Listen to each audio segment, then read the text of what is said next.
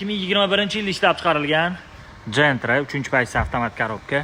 2021-yil mashina 48 ming kilometr masofani bosib o'tgan ekan. Holati juda ham zo'r, ozgina navratda qildirib qo'yishgan, nolavoy filtrli, motorga qo'shimcha pavuklar qo'ydirishgan ekan.